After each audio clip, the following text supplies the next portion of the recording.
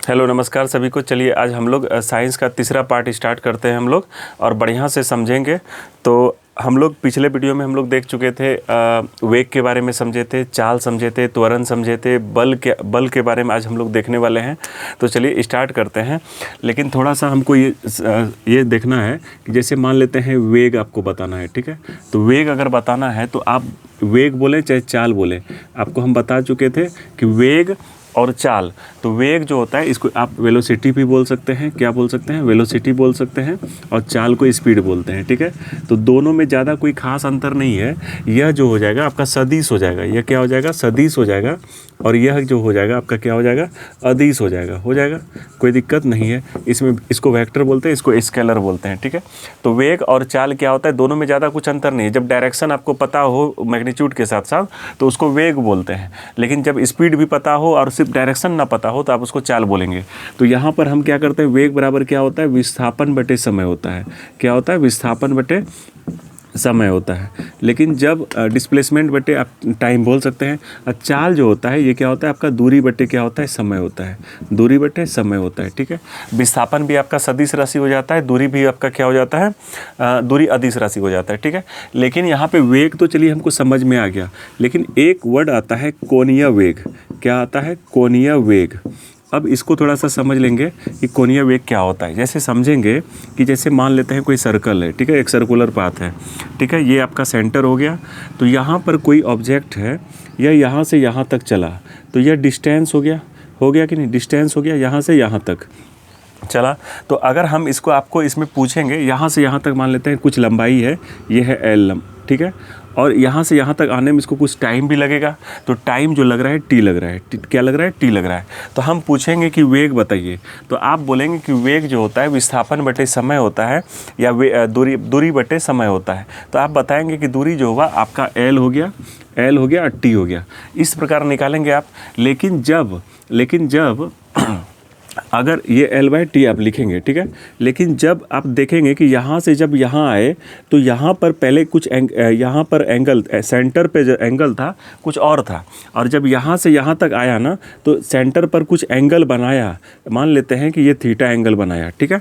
तो कोणीय वेग को हम डिनोट करेंगे W से, ओमेगा जिसको बोलते हैं आप, ठीक है। ओमेगा इक्वल टू होता है, तो देखिए अब यहाँ से यहाँ तक जाने में तो उधर तो डिस्टेंस बढ़ ही रहा है, लेकिन कुछ एंगल भी बढ़ रहा है। सपोज कि अगर मान लेते हैं कि ये जो यहाँ पर कोई ऑब्जेक्ट है, ठीक है, और यही ऑब्जेक्ट चल के यहाँ पे आया, तो कुछ लंबाई तो इधर भी आपका बढ़ गया, लेकिन आप देखेंगे कि यहाँ पे भी कुछ एंगल बनता है, ठीक है, एंगल बढ़ रहा है, ठीक है। तो कोणीय वेग जो होता है तो आपको ये देखना पड़ेगा कि इस प्लेस से इस प्लेस तक आने में एंगल कितना बना, तो वो थीटा होता है, ठीक है। और इस थीटा बनने में कितना टाइम लगा, तो इसी को कहते हैं कोणीय वेग। समझ में आ रहा है ना? इसको क्या कहते हैं? कोणीय एंगुलर वेलोसिटी बोलते हैं इसको। तो ओमेगा इक्वल टू क्या होता है? थीटा बाय टी होता है। ओमेगा इक्वल टू क्या होता है? थीटा बाय टी होगा। समझ में आ रहा है? लेकिन जब हम बात करें कि यहाँ से एक पूरा चक्कर आ गया, पूरा चक्कर यहाँ से यहाँ तक आने में इसको कितना ये लगेगा, कितना एंगल बनाएगा, आप थोड़ा सोचेंगे कि ओमेगा इक्वल टू क्या हो जाएगा आपका। आप थोड़ा सोचेंगे कि ये पूरा चक्कर कितना हो गया? परिधि हो गया। परिधि क्या हो जाता है आपका? 2πr/t हो गया कि नहीं?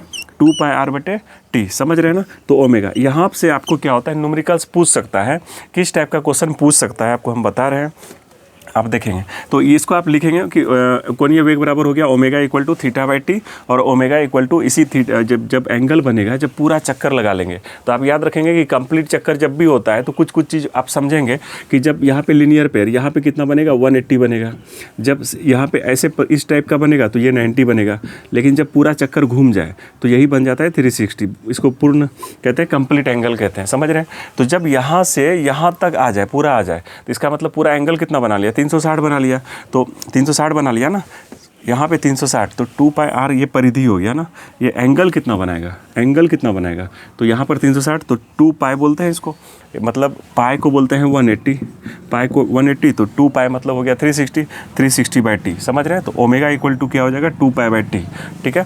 एंगल कितना बना रहा है, हम तो ये परिधि निकाल लिए, लेकिन यहाँ पर आपको क्या बताना है? यहाँ पे कोणीय वेग निकालना है, तो 2πr पे जाएंगे। समझ रहे हैं? 2π पे जाएंगे। समझ रहे हैं? अब इसी को अगर आपको क्वेश्चन अगर आपको देखा जाए तो किस टाइप का बनाएगा, देखिए कि घड़ी के, जैसे मान लेते हैं क्वेश्चन आ गया कि घड़ी के सेकंड वाला जो सुई होता है, सेकंड वाला जो सुई होता है, सेकंड वाली सुई है ना, सेकंड वाली सुई द्वारा बनाया गया, घड़ी के सेकंड वाली सुई द्वारा कोणीय वेग क्या होगा? कोणीय वेग निकालें। ठीक है, तो आप थोड़ा सा समझेंगे कि क्वेश्चन क्या है। क्या कह रहा है कि कोणीय वेग जब भी कहेगा तो घड़ी के सेकंड सुई, तो आप ये देखिए, सबसे पहले आपको ये पता होना चाहिए कि ओमेगा इक्वल टू क्या होता है, थीटा बाई टी। ठीक है, तो आप या ये भी लिख सकते हैं 2π/t। ठीक है, ये कब? जब पूरा एक चक्कर लगा दे। ठीक है, तो घड़ी के सेकंड वाली सुई द्वारा कोणीय वेग निकालें जब वो पूरा चक्कर लगा लेता है। ठीक है, तो आप इसको कैसे बनाएंगे, तो ये देखेंगे कि घड़ी का जो सेकंड वाला जो सुई होता है पूरा एक चक्कर जब लगा देता है तो कितना होता है, वो पूरा चक्कर कितना हो जाता है। आप थोड़ा सोचेंगे तो ये जो पूरा चक्कर होता है तो एंगल तो बना देगा 2π, लेकिन इस पूरा चक्कर को लगाने में कितना टाइम लगता है, उसको कितना टाइम लगता है? 60 मिनट लगता है। क्या कितना लगता है? यहाँ से यहाँ तक सेकंड वाले सुई को आने में कितना 60 मिनट लगता है कि 60 घंटा लगता है कि 60 सेकंड लगता है? एक चक्कर यहाँ से यहाँ तक आने में इसको कितना लगता है? 1 मिनट लगता है। तो 1 मिनट मतलब 60 सेकंड। तो आप क्या बोल सकते हैं? 60 सेकंड। ठीक है, सेकंड में लिख देंगे तो ये ख़त्म हो जाएगा। तो कितना हो जाएगा? आप बोलेंगे π/30। तो सेकंड सुई का जो कोणीय वेग होगा π/30 हो गया। समझ रहे हैं? लेकिन बात करेंगे कि अगर मिनट वाले सुई का, अगर यहाँ पे घड़ी के सेकंड वाली सुई को हटा के मिनट वाला सुई लिख दे तो मिनट वाला सुई को यहाँ से यहाँ तक आने में कितना लगता है? 1 घंटा लगता है। लगता है कि नहीं? यहाँ से यहाँ तक आने में उसको कितना लगता है? 1 घंटा। तो 1 घंटा में कितना होता है? 60 मिनट होता है। 1 घंटा में कितना होता है? 60 मिनट होता है। मिनट वाले को सुई को यहाँ से यहाँ तक आने में कितना लगता है? मिनट वाले सुई को, तो यहाँ से यहाँ तक अगर कोई मिनट वाला सुई आएगा तो उसको टाइम कितना लगेगा आप लोग देखेंगे। तो ये मिनट वाला सुई और आप लोग क्या करेंगे, एक बार घंटा वाला सुई दोनों बनाएंगे और सेकंड वाला सुई। तो एग्जाम में आपको ये पूछ सकता है, इसलिए अच्छे से देखेंगे। ये ITI पॉलिटेक्निक में पूछा जाता है, रेलवे वाले में भी पूछा जाता है। तो घड़ी के मिनट और घंटा और सेकंड वाले सुई का जो कोणीय वेग होता है वो निकाल लेंगे। बस आपको ये पता होना चाहिए कि घंटा वाला सुई को यहाँ से यहाँ तक आने में कितना टाइम लगता है, मिनट वाले सुई को यहाँ से यहाँ तक आने में कितना टाइम लगता है और सेकंड वाले सुई को यहाँ से यहाँ तक आने में कितना टाइम लगता है। ठीक है, इस प्रकार निकालेंगे। अब इसको, ये तो हो गया कोणीय वेग। ये क्या हो गया आपका? कोणीय वेग हो गया। अब बात करते हैं कि एक साइंटिस्ट आते हैं जिनका नाम है न्यूटन। ठीक है, इन्होंने एक बुक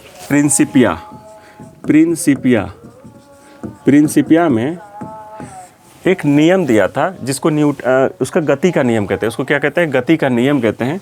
इन्होंने 3 नियम दिया था। पहला नियम को बोलते हैं N1 लॉ।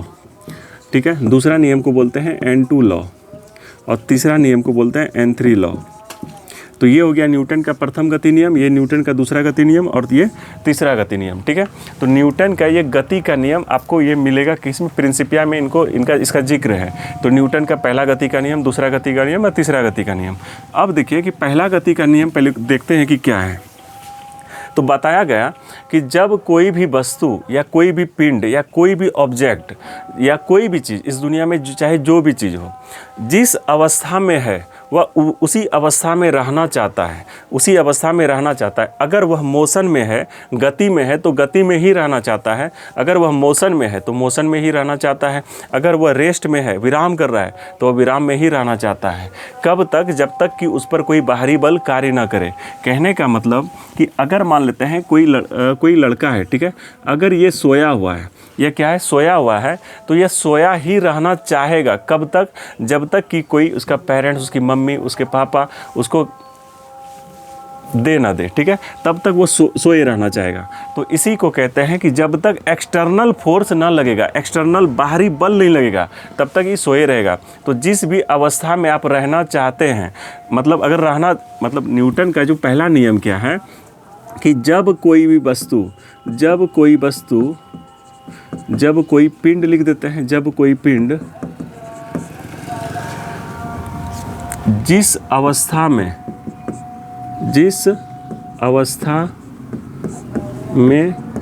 है वह उसी अवस्था में रहना चाहता है जब तक कि उस पर मार्कर उस पर कोई बाहरी बल कार्य न करे। समझेंगे कि जब तक, देखिए जैसे मान लेते हैं कोई ये ऑब्जेक्ट है, ठीक है, टेबल है, मान लेते हैं ये क्या है, टेबल है ना, ये टेबल है, ठीक है। तो यह स्थिर है, तो यह स्थिर ही रहेगा कब तक, जब तक कि इसको हम धकेल ना दें या खींच ना लें। तो मतलब इसके स्थिति में परिवर्तन तभी होगा जब तक कि हम कोई बाहरी बल ना लगा रहे हैं, ठीक है। जैसे मान लें कोई चल रहा है, कोई चीज़ चल रहा है, तो तब तक चलते रहेगा जब तक कि इसको रोकने वाला कुछ ना आ जाए, चाहे वो फ्रिक्शन होगा, उसके बारे में बाद में बात करेंगे, घर्षण वगैरह कोई बल। तो अगर वह रेस्ट है तो रेस्ट में ही रहना चाहेगा, और गति में है तो वह गति में ही रहना चाहता है। यही था न्यूटन का पहला नियम, जब तक कि उस पर कोई बाहरी बल ना कार्य करे। ये जरूरी है कि बाहरी बल कार्य करना पड़ेगा उस पर, ठीक है। जब तक कि उस पर कोई बाहरी बल कार्य ना करेगा तब तक वो क्या हो जाएगा, मतलब तब तक वो स्थिति में परिवर्तन लाएगा ही नहीं लाएगा, ठीक है। अब इसको हम यहाँ पे देखते हैं कि अगर मान लेते हैं एक वर्ड है जड़त्व, जिसको बोलते हैं इनर्शिया। यह किसी भी पदार्थ में एक क्वालिटी होता है, गुण होता है, यह गुण पाया जाता है, यह प्रवृत्ति पाया जाता है जब कोई भी पिंड, कोई भी वस्तु, पिंड का बात मतलब फिजिक्स में हम पिंड बोलते हैं, मतलब ऑब्जेक्ट, ठीक है। तो जब कोई भी पिंड या कोई ऑब्जेक्ट का वह गुण, जब वह प्रारंभिक अवस्था को बदलना नहीं चाहता है, ठीक है। जैसे आपको अभी, जैसे मान लेते हैं कि आप उतना ज़्यादा पढ़े लिखे नहीं हैं अभी, ठीक है। आपके जो पेरेंट्स हैं वो आपको कह रहे हैं कि पढ़ो कि आपका स्थिति चेंज होगा, तो आपको ये बुरा लगता होगा, क्योंकि आपको लगता होगा कि ये नेचुरली है। हर पिंड, हर ऑब्जेक्ट, हर दुनिया जिस अवस्था में है उसी अवस्था में रहना चाहता है। जैसे मान लेते हैं किसी को यूज्ड टू होता है, किसी का स्मोकिंग करने का, खैनी बीड़ी खाने का आदत होता है, ठीक है। तो उसको अगर आप मना करेंगे तो वो बात नहीं मानेगा, उसको बुरा लगेगा। क्यों? क्योंकि ये क्वालिटी होता है उसका, ये क्वालिटी होता ही होता है हर चीज़ का, कि जिस अवस्था में है वह उसी अवस्था में रहना चाहता है। यही क्वालिटी जो होता है ना, पिंड का जड़त्व कहलाता है। क्या कहलाता है? जड़त्व कहलाता है। और जब यह क्वालिटी चेंज नहीं होता है तो एक टाइम ऐसा आता है कि वह जड़ बन जाता है। क्या बन जाता है? जड़ बन जाता है। इसलिए आपको अपने बड़े लोगों का बात मानना चाहिए, ठीक है। ये क्वालिटी को मतलब कंफर्ट जोन आप बोलते हैं ना, इसको कंफर्ट जोन में ही रहना चाहेंगे। कंफर्ट जोन मतलब ये जो आज देख रहे हैं कि कंफर्ट जोन, अगर कोई आदमी 10 रुपया कमा रहा है आराम से, तो वह 20 रुपया कोशिश नहीं करता है। क्यों? क्योंकि 20 रुपया कमाने के लिए थोड़ा उसको एफर्ट डालना पड़ेगा, मेहनत करना पड़ेगा, बाहर निकलना पड़ेगा। इसलिए वह उसी अवस्था में 10 रुपया में ही रहना चाहता है। उसको आप बोलेंगे कि चलो यहाँ पे मिल रहा है, आप यहाँ पे इस फैक्ट्री में आ जाओ, ये कंपनी में आ जाओ, यहाँ पे काम करते हैं हम लोग, तो उसको थोड़ा सा लगेगा कि नहीं हम कंफर्ट जोन में रहेंगे। तो यही क्वालिटी होता है जड़त्व का, यही क्वालिटी है जड़त्व का, ठीक है। तो ये 2 टाइप का होता है। एक हो जाता है विराम का जड़त्व, एक हो जाता है विराम का जड़त्व। किसका जड़त्व हो जाता है? विराम का जड़त्व। और दूसरा क्वालिटी हो जाता है इसका गति का जड़त्व। किसका हो जाता है? गति का जड़त्व। अब ये गति का जड़त्व क्या है? विराम का जड़त्व। जब कोई वस्तु विराम में हो, रेस्ट में हो, आराम कर रहा हो, तो वह आराम ही करना चाहेगा। तो इसी को कहते हैं, ये क्वालिटी को, ये गुण को ही कहेंगे विराम का जड़त्व। लेकिन अगर कोई गति में है तो गति में ही रहना चाहेगा। आप रिलेट कर पा रहे होंगे, जब खेलने जाते होंगे तो आपको कोई आवाज़ दे रहा होगा, मम्मी बुलाती होगी, पापा बुलाते होंगे, भैया बुलाते होंगे, तो आपको लगता होगा कि क्यों बुला रहा है, अभी कितना अच्छा टाइम मन लग रहा था खेलने में। जब आप पबजी खेलते हैं, फ्री फायर खेलते हैं, तो आपको मन लगता होगा उसमें। क्यों? क्योंकि उस समय आप गति में है, तो आप गति ही करना चाहते हैं। लेकिन जब कभी कभी आप आराम कर रहे होते, कोई मूवी देख रहे होते, तो आपको लगता होगा कि मूवी ही देखते रह जाएं।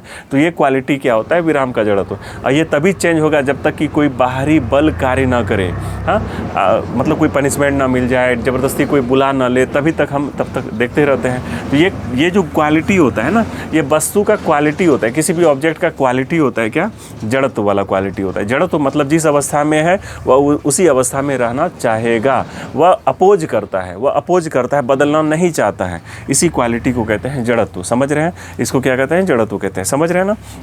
ठीक है। तो न्यूटन का पहला नियम अगर आपको पूछा जाएगा तो आप क्या बोलेंगे? जब कोई वस्तु मतलब आराम जिस अवस्था में है वह उसी अवस्था में रहना चाहेगा। चाहे वो गति में है तो गति में ही रहना चाहेगा, आराम कर रहा है विराम में है तो विराम में ही रहना चाहेगा। कब तक? जब तक कि उस पर कोई बाहरी बल कार्य न करे, जब तक कि उस पर कोई बाहरी बल आरोपित ना हो जाए, मतलब उस पर लग ना जाए, तभी तक क्या होगा? ये न्यूटन का पहला नियम ये होता है। ठीक है। इसको यहाँ से ये वस्तु का क्वालिटी होता है उसी अवस्था में, इसलिए न्यूटन के पहले नियम को जड़त्व का भी नियम कहते हैं। ये आपको लिख लेना चाहिए।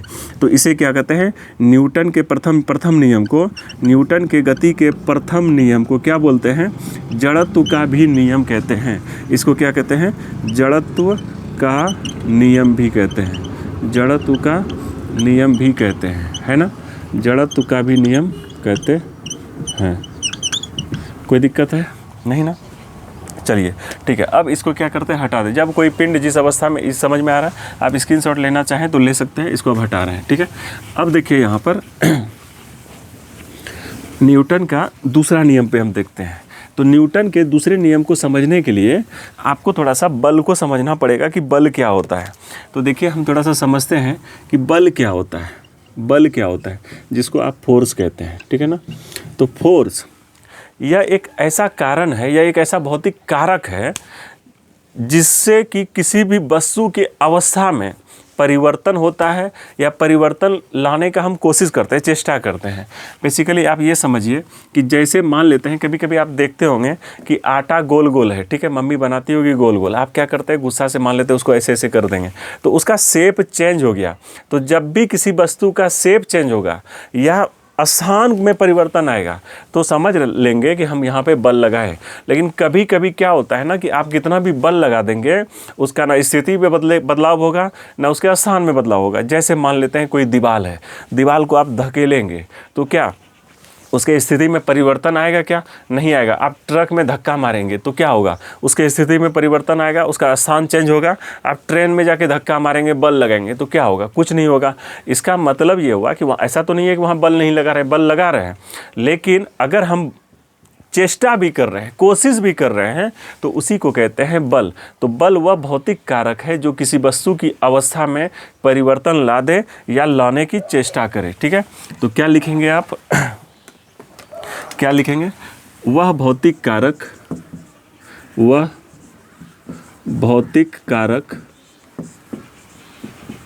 जो किसी वस्तु की अवस्था मतलब क्या होता है? स्टेज। वह जिस अवस्था में है, अवस्था में परिवर्तन ला दे, अवस्था में परिवर्तन ला दे या लाने की चेष्टा करे। लाने की क्या करे? चेष्टा करे, उसे बल कहते हैं। समझ रहे हैं? बल वह भौतिक कारक है जो किसी वस्तु की अवस्था में परिवर्तन। अब देखिए भौतिक कारक हम क्यों बोले यहाँ पे? तो भौतिक क्या होता है? इस दुनिया में दो प्रकार के परिवर्तन होते हैं, एक भौतिक परिवर्तन, एक रासायनिक परिवर्तन। तो आप डिपेंड करता है कि आप किस तरीके से परिवर्तन होना चाहते हैं। कभी कभी आपको पढ़ने में मन नहीं लगता होगा तो आपको कभी बहला फुसला के आपको पढ़ाया जाता होगा कि पढ़ लो, तुमको लैपटॉप देंगे, मोबाइल देंगे, ये आईफोन देंगे, ये देंगे, गाड़ी देंगे, अलग अलग चीज़ देंगे। तो ये रासायनिक तरीके से आपको किया जा रहा है, बहला फुसला के किया जा रहा है। लेकिन एकाक तरीका ऐसा होता है कि आपको ज़बरदस्ती फिजिकली डांट के, मार के, पीट के आपको पढ़ाया जाएगा। तो ये भौतिक कारक होता है। ठीक है ना? जब जहाँ पे ताकत लगाया जाता है ना तो वो भौतिक हो गया। तो इसका मतलब बल के लिए तो ताकत तो चाहिए ही चाहिए, दिमाग तो नहीं चाहिए। ठीक है ना? तो बल वह भौतिक कारक है जो किसी वस्तु की, मतलब भौतिक मतलब यहाँ ताकत लगाना पड़ेगा, जो किसी वस्तु की अवस्था मतलब क्या? गोल है ना, तो आप इसको क्या करें? गोल है तो इसको फोर्स लगा के आप क्या करेंगे? ये कर सकते हैं कि नहीं? तो इसका स्टेज बदल सकते हैं ना। कोई यहाँ पर है, इसको हम यहाँ ला सकते हैं बल लगा के। तो इसकी अवस्था में परिवर्तन ला रहे हैं। क्या ला रहे हैं? परिवर्तन ला रहे हैं, तो उसको कहते हैं बल कहते हैं। लेकिन कभी कभी क्या होता है, अभी हम बताएं कि जैसे मान लेते हैं कोई ट्रक है, कोई क्या है? ट्रक है। तो आप इसमें कितना भी परिवर्तन लगा देंगे, आप कितना भी ताकत लगा देंगे, बल लगा देंगे, इसके अवस्था में परिवर्तन नहीं आएगा। लेकिन आप यहाँ कोशिश तो कर रहे हैं, इसलिए इसको क्या कहते हैं? बल कहते हैं। कोशिश भी करेंगे तो बल होता है। ठीक है? तो ये तो बल समझ में आ रहा है। लेकिन बल क्या आप टाइप होता है, कुछ टाइप होता है। आप देखेंगे तो पहला जो होता है वो होता है गुरुत्वाकर्षण बल, जिसको आप क्या कहते हैं, गुरुत्व बल कहते हैं। क्या कहते हैं, गुरुत्वाकर्षण बल। गुरुत्व बल पहले लिख देते हैं, गुरुत्व बल। देखिए अब ये गुरुत्व बल क्या होता है, इस दुनिया में जितना भी चीज़ है, हर वस्तु का अपना एक द्रव्यमान होता है। क्या होता है, द्रव्यमान होता है, जिसको कहते हैं मास। क्या कहते हैं, मास, है ना। कुछ ना कुछ तो वजन होता है। इस दुनिया में ऐसा कोई चीज़ नहीं है जिसमें वजन नहीं है, भौतिक के अनुसार, ठीक है। तो इस दुनिया में हर चीज़ में क्या है, वजन है, मास है। तो मास के अनुसार द्रव्यमान रहने पर हर वस्तु एक दूसरे को आकर्षित करता है। क्या करता है, आकर्षित करता है, मतलब एक दूसरे को खींचता है अपनी तरफ, ठीक है। चूँकि हम लोग क्या है, जैसे मान लेते हैं कि ये कोई पिंड है, ठीक है, ये कोई पिंड है, ऑब्जेक्ट है, ये भी कोई पिंड है, ये भी कोई ऑब्जेक्ट है, ठीक है। इसका भी कुछ मास होता है, m है, इसका भी मास कुछ m है। तो इन दोनों का अगर मास है कुछ, अगर द्रव्यमान है कुछ ना कुछ, अगर वजन है, तो यह एक दूसरे को क्या कर रहा है, खींच रहा है, अपनी तरफ खींच रहा है, ठीक है। अब चूंकि क्या होता है ना कि ये, अब जैसे मान लेते हैं, क्योंकि इसका जो होता है, अब देखिए आप यहाँ से समझिए कि जैसे मान लेते हैं ये है और ये भी कोई पिंड है, ठीक है। दोनों का मास बराबर ले लेते हैं 1 kg, ठीक है। दोनों का मास ले लेते हैं 1 kg। इसका भी मास 1 kg है, इसका भी मास 1 kg है, और दोनों के बीच डिस्टेंस है 1 मीटर। कितना है, 1 मीटर। तो ये दोनों के बीच में फोर्स लगेगा, एक दूसरे को खींचेगा। कितना फोर्स से खींचेगा भाई, तो 6.67 इंटू 10⁻⁻11 न्यूटन फोर्स लगेगा। और ये फोर्स बहुत ही कम होता है। ये क्या होता है, बहुत ही कम होता है, इसलिए आपको महसूस नहीं होता है। ये अलग बात है कि महसूस नहीं होता है, लेकिन फोर्स लग रहा है इस दुनिया में। जिसमें क्या है, मास है, जिसमें द्रव्यमान है, उसके बीच में आकर्षण होगा, आकर्षण होता है। लेकिन हम लोग का मास इतना, हम लोग का मैक्सिमम वजन कितना हो सकता है, 70 kg, 80 kg, 90, 1 कुंटल, 2 कुंटल, और कितना हो सकता है, नहीं हो सकता है ना। लेकिन 1 kg, ये 1 kg के बात पे बता रहे हैं कि अगर दोनों का वजन 1 kg है, दोनों के बीच में डिस्टेंस है 1 मीटर, 1 मीटर का डिस्टेंस होते हुए भी क्या है, अगर डिस्टेंस बढ़ गया तो आकर्षण बल फिर क्या हो जाएगा, कमज़ोर हो जाएगा। आकर्षण बल क्या हो जाएगा, कमज़ोर हो जाएगा, वजन बढ़ जाएगा। तो यहाँ पे आपको एक फार्मूला बताते हैं कि दोनों के बीच में, जैसे मान लेते हैं, ये याद रखेंगे कि 6.6 इंटू 10⁻, ये। लेकिन यहाँ पे अगर मान लेते हैं, अगर आपको ये देखना है कि मान लेते हैं ये मास है m और ये मास है m, ठीक है, m, और यहाँ के बीच में डिस्टेंस है r। तो ये दोनों के बीच में जो फोर्स लगेगा Gm/r², याद रखेंगे। ये मतलब क्या कि फोर्स जो होता है डायरेक्टली प्रोपोर्शनल, मतलब मास बढ़ेगा, मास अगर बढ़ेगा तो फोर्स भी बढ़ेगा। लेकिन अगर आर बढ़ गया, मतलब दूरी अगर बढ़ गया, तो फोर्स जो होता है वो कम हो जाएगा। क्या हो जाएगा, वो कम हो जाएगा, ठीक है। दोनों में उल्टा संबंध है। अगर दूरी कम कर देंगे तो फोर्स क्या हो जाएगा, ज़्यादा लगेगा। फोर्स क्या लगेगा, ज़्यादा लगेगा। समझ रहे हैं ना। तो इसको कहते हैं गुरुत्व बल। तो गुरुत्व बल का वजह क्या है, दोनों, उसका वजह एक ही चीज़ है, क्या, इसके बीच में मास है, मास है। अगर मास नहीं रहेगा तो एक दूसरे के बीच में आकर्षण नहीं होगा। तो गुरुत्व बल तभी होगा जब दोनों पिंडों के बीच में कुछ दूरी होगा, दूरी हो या ना हो। अगर नहीं है तो फिर भी आकर्षण होगा, पास ही है तो आकर्षण क्या होगा, लेकिन वजन रहना जरूरी है। वजन मीन्स मास यहाँ पे बोल रहे हैं हम, ठीक है, समझ रहे हैं ना। तो 1 kg हो गया, कोई दिक्कत है नहीं। तो एक हो जाता है ये, और एक बल हो जाता है नाभिकीय बल। एक क्या हो जाता है, दूसरा बल क्या हो जाता है, नाभिकीय बल। नाभिकीय बल, नाभिकीय बल क्या होता है, जैसे ये परमाणु है, नाभिक के अंदर में न्यूट्रॉन है, प्रोटॉन है, तो इन दोनों के बीच में बहुत ही खतरनाक आकर्षण बल लगता है। क्या लगता है, बहुत ही आकर्षण बल लगता है। तो ये दोनों के बीच में जो फोर्स लग रहा है, एक दूसरे को पकड़ के रखा है, बाहर नहीं जा रहा है। इसका रीज़न है दोनों के बीच में नाभिकीय बल लग रहा है। और ये इससे ज़्यादा मजबूत बल कोई होता ही नहीं, तगड़ा बल बहुत ज़्यादा होता है। लेकिन इसका जो परास है, रेंज जो है बहुत कम होता है। क्या होता है, बहुत कम होता है। क्या रेंज मतलब क्या, कि अगर न्यूट्रॉन को यहाँ रखेंगे, प्रोटॉन को यहाँ रखेंगे तो फिर आकर्षण नहीं होगा, एकदम पास ही रखना पड़ेगा आपको, ठीक है। लेकिन गुरुत्व बल का परास बहुत दूर होता है। अगर हम यहाँ पर हैं और आप लंदन में भी हैं तो फिर भी आकर्षण हो रहा है, अलग बात है, फील नहीं कर पा रहे हैं आप, लेकिन आकर्षण तो हो रहा है, ठीक है ना। तो इसके लिए गुरुत्व बल के लिए आकर्षण क्या होना है, परास बहुत, रेंज बहुत तगड़ा होता है, रेंज बहुत बड़ा होता है, लेकिन वो फोर्स बहुत कमज़ोर होता है, इसलिए दिखता नहीं है।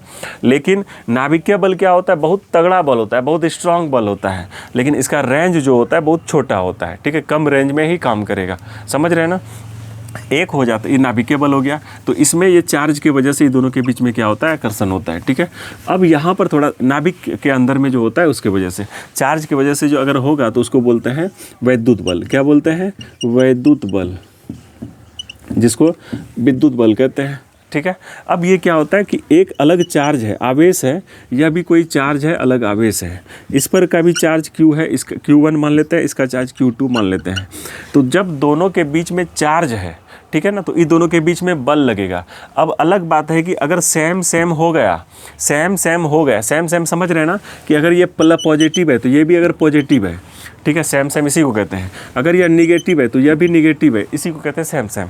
तो अगर एक जैसा चार्ज है, एक जैसा आवेश है, तो दोनों के बीच में प्रतिकर्षण बल होगा, झगड़ा हो जाएगा। क्या हो जाएगा, झगड़ा हो जाएगा, क्योंकि इसके पास भी वही चीज़ है, आपके पास भी वही चीज़ है। समझ रहे हैं ना, आप जिस प्रकार का कपड़ा पहनते हैं, आपकी फ्रेंड, अगर आपका दोस्त भी कोई उसी टाइप का कपड़ा पहन लेता है तो आपको बुरा लगने लगता है। क्या लगने लगता है, बुरा लगने लगता है, क्योंकि मेरे जैसा कैसे पहन लिया, ठीक है, कहाँ से खरीद लिया, अब तो हम यहाँ से खरीदेंगे ही नहीं। एक आदमी खरीदता है तो हर जगह से वही पहनने लगता है, इस प्रकार होने लगता है। मतलब सेम सेम अगर रहेगा तो प्रतिकर्षण होगा, लेकिन जब अलग अलग होगा तो फिर क्या होगा, आकर्षण होगा।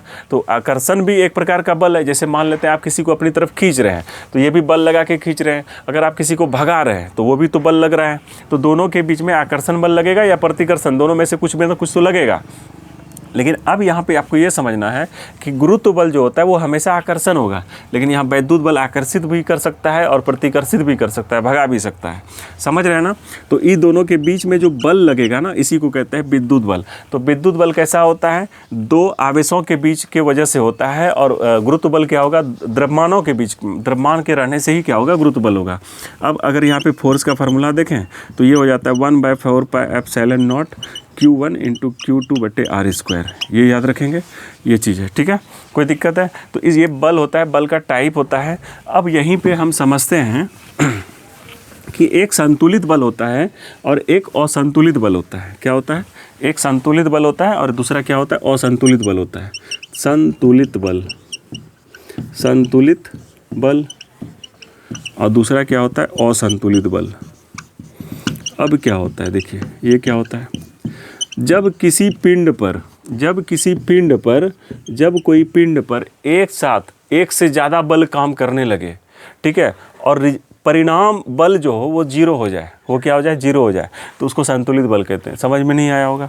जैसे मान लेते हैं हम ये कह रहे हैं कि अगर इस पर ऊपर से धकेला जा रहा है इसको 5 न्यूटन से, कितना से, 5 न्यूटन से, और नीचे से भी अगर इसको 5 न्यूटन का फोर्स लगा दिया जा रहा है, जैसे मान लेते हैं ये 2 न्यूटन लगा रहा है, 2 न्यूटन, और एक आदमी और है यहाँ पे 3 न्यूटन लगा रहा है, ठीक है, 3 न्यूटन लगा रहा है। तो अब थोड़ा सोचिए कि ये बैलेंस होगा, मतलब संतुलित बल होगा या नहीं होगा। तो आप बोलेंगे कि ऊपर से सर कितना फोर्स लगा रहा है, तो 5 न्यूटन का, नीचे से कितना लगा रहा है, तो नीचे से 2 आदमी मिल के जा रहा है, कमज़ोर था, 3 न्यूटन और 2 न्यूटन, तो टोटल इधर से कितना लग रहा है, 5 न्यूटन। तो ऊपर से भी 5, इधर से भी 5, तो टोटल बीच में रह जाएगा। तो इसका मतलब क्या हुआ कि जैसे इसको कैसे निकालेंगे, 5 न्यूटन ये हुआ और इधर से जा रहा है, तो इसका मतलब जब उल्टा साइन की तरफ जाएगा तो उसको निगेटिव में लेंगे, तो -3, ये भी उल्टा में जा रहा है -3, तो आपको क्या हो गया, 5 में 3 गया, ये 2 हो गया ना, 2, 5 में 3 गया 2, 2 में 2 गया 0, मतलब टोटल फोर्स कितना हो गया, 0। जब टोटल फोर्स 0 आ जाएगा तो उसी को कहेंगे संतुलित बल, उसको क्या कहेंगे, संतुलित।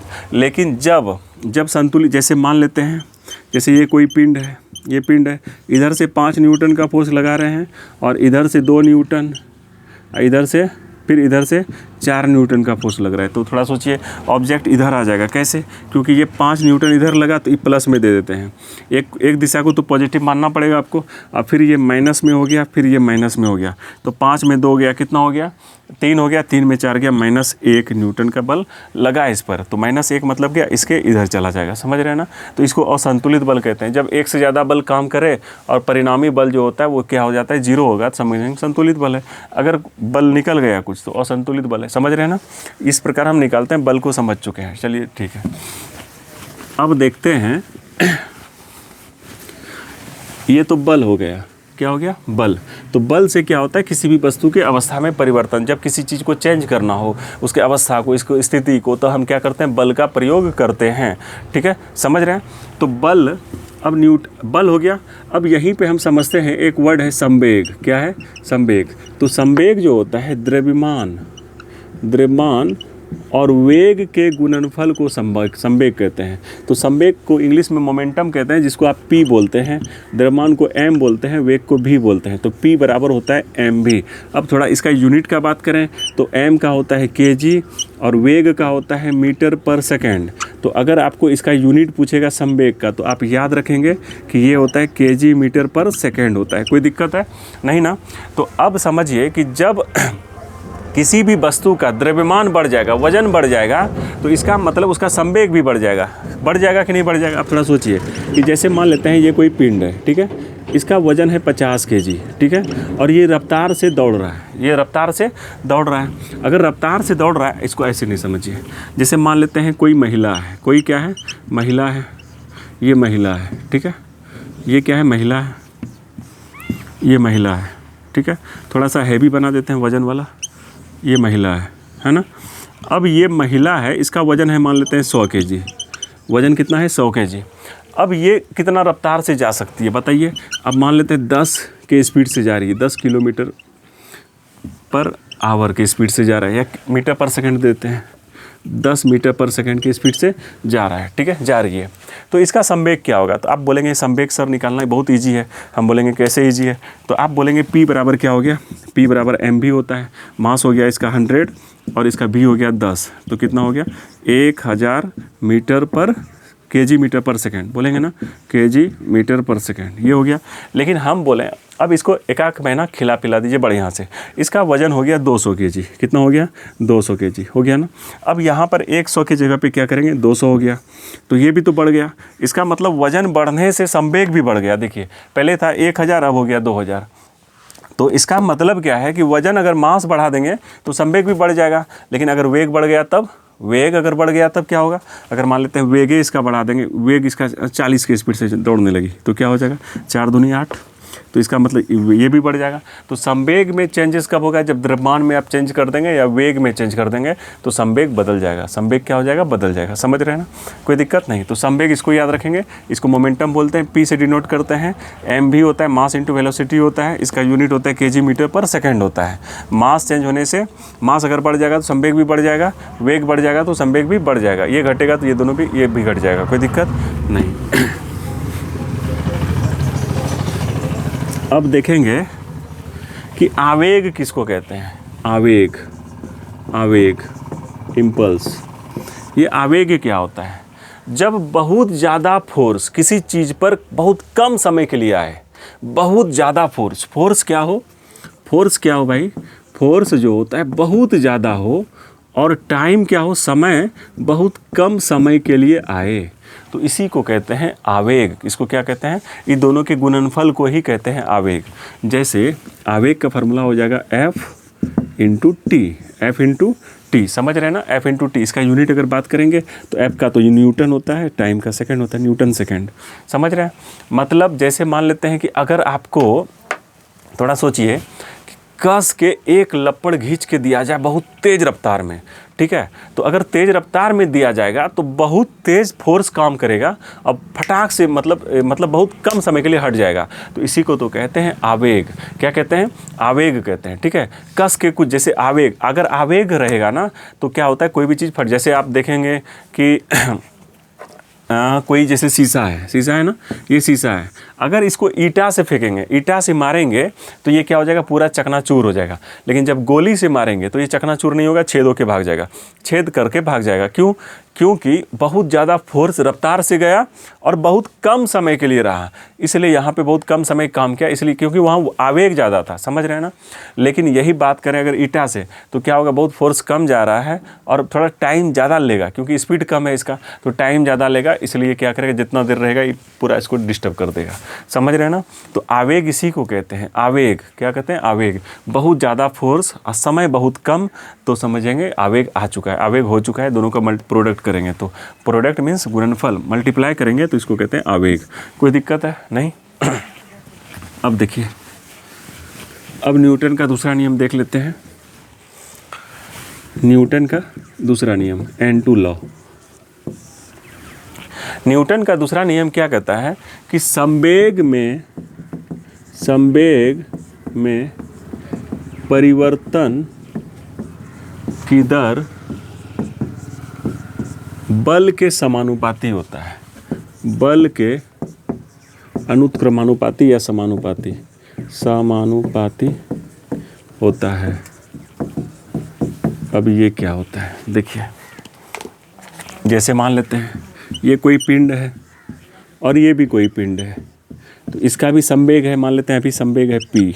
जैसे मान लेते हैं, आप थोड़ा सोचिए कि इसका मास है m, है ना, तो यही पिंड यहाँ से यहाँ तक आया तो मास तो चेंज थोड़ी होगा। आप यहाँ पे हैं, यहाँ से अब 10 किलोमीटर दूर चले जाएंगे तो आपका मास चेंज होगा? नहीं होगा। लेकिन आपका स्पीड मान लेते हैं, यहाँ पे स्पीड था आपका u और यहाँ पर स्पीड है आपका v, स्पीड तो चेंज हो सकता है u, ठीक है, ये v हो गया, ठीक है ना।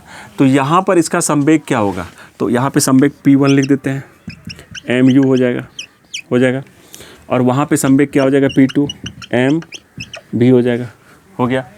तो परिवर्तन जब भी निकालना हो आपको, तो परिवर्तन को डिनोट करते हैं हम डेल्टा से। किससे डिनोट करते हैं? डेल्टा से। तो डेल्टा p लिखेंगे तो इसका मतलब होता है p में परिवर्तन। अगर हम डेल्टा x लिखेंगे तो आप समझेंगे x में परिवर्तन, डेल्टा y लिखेंगे तो y में परिवर्तन। ये रिप्रेजेंटेशन का एक मतलब ये होता है, ठीक है। तो डेल्टा p कितना परिवर्तन हो गया, समझिए कि पहले था इतना, तो पहले p1 था, बाद में p2 हो गया, तो परिवर्तन कितना हुआ? p2 minus p1। करेंगे कि नहीं करेंगे? जैसे मान लेते हैं कि अभी आपका वजन था 70 kg, बाद में आपका वजन हो गया 80 kg, तो कितना परिवर्तन हुआ? तो 80 में 70 माइनस करेंगे कि नहीं करेंगे? बाद वाले में पहले वाले को तो 10 बताएंगे, 10 kg। उसी तरह पहले संवेग था p1, बाद में संवेग हो गया इसका p2, तो परिवर्तन क्या हुआ? p2 माइनस p1 हो गया। अब यहाँ पे अगर बात करें हम डेल्टा p बराबर, तो p2 को क्या लिखेंगे आप? m भी लिखेंगे और माइनस mu, हो गया ना। लेकिन ये क्या कह रहे हैं, ये तो संवेग हुआ, लेकिन संवेग में परिवर्तन तो हो गया। आप यहाँ पे देखें, संवेग में परिवर्तन तो हो गया, लेकिन यहाँ पे एक वर्ड है दर। दर मतलब होता है रेट, और रेट मतलब होता है टाइम। तो जब भी दर का बात किया जाएगा, आपको बताए थे कि बटे में आप टाइम दे दीजिएगा। क्या दे दीजिएगा? बटे में टाइम दे दीजिएगा। कोई दिक्कत है? नहीं। तो अब यहाँ पे अगर आप देखेंगे तो यहाँ से m कॉमन आ रहा है। क्या कॉमन आ रहा है? m कॉमन आ रहा है, और ये हो गया v minus you by T. और v माइनस यू वेग में परिवर्तन की दर हो गया। तो ये जो होता है, ये क्या होता है? ये हो गया आपका m, और इसी को बोलते हैं a। और m a फार्मूला होता है, m a फार्मूला होता है फोर्स का। तो यही तो अभी हम बताएं कि फोर्स जो होता है, बल जो होता है, संवेग में परिवर्तन की दर होता है। फोर्स क्या होगा? संवेग में परिवर्तन की दर होगा, ठीक है। जितना संवेग में परिवर्तन की दर होगा उतना ही फोर्स लगेगा, समझ रहे हैं। तो न्यूटन का ये दूसरा नियम है। तो न्यूटन का पहले नियम से आपको क्या मिलता है? जड़त्व का नियम है वो। और दूसरा नियम क्या है आपका? ये बल का व्यंजक प्राप्त करते हैं। तो परीक्षा में पूछेगा न्यूटन के किस नियम से बल का व्यंजक प्राप्त होता है? तो न्यूटन के दूसरे गति के नियम से, ठीक है। बल का व्यंजक प्राप्त होता है, डेरिवेशन जिसको कहते हैं। तो F बराबर ma याद रखेंगे फार्मूला। F बराबर क्या होता है? ma होता है, ठीक है ना। संवेग में परिवर्तन की दर क्या होता है? बल के समानुपाती होता है। कोई दिक्कत है? नहीं ना। इसको हटा दें। चलिए, अब तीसरा नियम देख लेते हैं एक बार। अब न्यूटन का तीसरा नियम देख लेते हैं, N3 लॉ।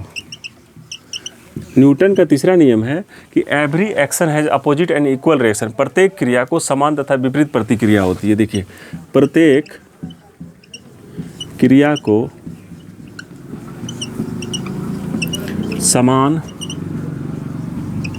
तथा विपरीत प्रतिक्रिया होती है। प्रतिक्रिया होती है। अब ये क्या है? देखिए, क्रिया मतलब होता है क्रिया मतलब होता है यहाँ पे एक्शन। क्रिया मतलब क्या हो गया? यहाँ पे एक्शन, ठीक है। और प्रतिक्रिया मतलब होता है रिएक्शन, ठीक है। प्रतिक्रिया मतलब रिएक्शन। समान मतलब होता है बराबर, जिसको आप इक्वल कहते हैं, है ना। और विपरीत मतलब होता है उल्टा, जिसको आप अपोजिट बोलते हैं। कोई दिक्कत नहीं। अब प्रत्येक मतलब होता है सभी, हर एक। तो देखिए, प्रत्येक एक्शन का इक्वल और अपोजिट रिएक्शन होता है। ये क्या वर्ड है? अब समझिए, जैसे कि आप आप जितना किसी के लिए अगर अच्छा करते हैं, आप जितना किसी के लिए अच्छा करते हैं, जैसे मान लेते हैं 5% किसी के लिए अच्छा करें, आप 5% अच्छा करें, तो इसका मतलब आपका भी ऑटोमेटिक 5% अच्छा होगा, ऐसा न्यूटन ने कहा है। न्यूटन ने इससे पहले भी बहुत पहले शास्त्रों में लिखा गया है, जैसे को तैसा, आप बोलते हैं टिट फॉर टैट, जैसी करनी as you sow so you reap, जैसी करनी वैसी भरनी। मतलब आप जितना करेंगे आपको उतना ही मिलेगा, आपको उतना ही मिलेगा। तो प्रत्येक क्रिया, मतलब जब जो चीज़ हम करें वो क्रिया है, एक्शन है, लेकिन उधर से जो रिटर्निंग में जो मिला वो रिएक्शन है। जैसे आप दवाई खाते हैं तो एक्शन, उधर से रिएक्शन होता है कि नहीं होता है, उसी को रिएक्शन कहते हैं। तो आप जितना चीज़ करेंगे उतना ही चीज़ आपको मिलेगा, आप जितना दूसरे के लिए करेंगे आपको उतना ही चीज़ अपने लिए मिलेगा, लेकिन वह उल्टा डायरेक्शन में, इधर से आप करे थे, दिए थे, उधर से आप लेंगे। समझ रहे हैं ना? तो अगर आप किसी को आज रुला रहे हैं, आज आप किसी को रुला रहे हैं, तो जितना रुलाए हैं, जितना आंसू आया है उतना आंसू आपको भी आना है, लेकिन यह उल्टा होगा। उल्टा मीन्स आप रुलाए थे, आपको अब कोई रुलाएगा, सेम चीज़ है। इसका मतलब, कहने का मतलब, यहाँ पे फिजिक्स में आते हैं। फिजिक्स में क्या कह रहा है कि जब हम किसी चीज़ पर फोर्स लगाते हैं, 5 न्यूटन का फोर्स लगाते हैं, तो हम पर भी वह ऑब्जेक्ट, वह पिंड, वह वस्तु हम पर भी 5 न्यूटन का फोर्स लगाएगा। समझिए, जैसे मान लेते हैं ये वॉल है, दीवार है, ये क्या है, दीवार है। आप क्या कर रहे हैं, यहाँ पर फोर्स लगा रहे हैं। आप क्या लगा रहे हैं, फोर्स लगा रहे हैं। आप यहाँ से फोर्स लगा रहे हैं इस पर, ठीक है। ये आप क्या लगा रहे हैं, फोर्स लगा रहे हैं। आँख 2 बना देते हैं, हाँ, फोर्स लगा रहे हैं। अब इस पर आप फोर्स लगा रहे हैं 5 न्यूटन का, तो आप जैसे इस पर फोर्स लगाएंगे ना, ऐसे फोर्स, तो आप भी पीछे आएंगे। तो इसका मतलब दीवार भी आपको 5 न्यूटन का फोर्स लगा दिया। तो आप इस डायरेक्शन, तो 5 न्यूटन मतलब समान हो गया। आप जितना लगाए, एक्शन करें, तो ये भी रिएक्शन में 5 न्यूटन दिया, लेकिन आप इस डायरेक्शन में दिए, ये इस डायरेक्शन में दिया, इसलिए वहाँ पे विपरीत बोला गया है। उतना ही देगा लेकिन अपोजिट डायरेक्शन में देगा। समझ रहे हैं ना? तो प्रत्येक क्रिया को समान तथा विपरीत प्रतिक्रिया होती है, ऐसा न्यूटन साहब ने कहा था। न्यूटन के तीसरे गति के नियम में every action has opposite and equal reaction. तो ये न्यूटन का पहला नियम, दूसरा नियम और तीसरा नियम आप गति का समझे हैं। बल समझे हैं कि बल क्या होता है, बल का परिभाषा भी आप समझे, ठीक है। आवेग समझे, संवेग समझे, ठीक है। तो इतना को आपको रिवीजन करना है, फिर हम लोग आगे के वीडियो में पढ़ेंगे अच्छे से। तब तक के लिए टेक केयर, जय हिंद, वंदे मातरम।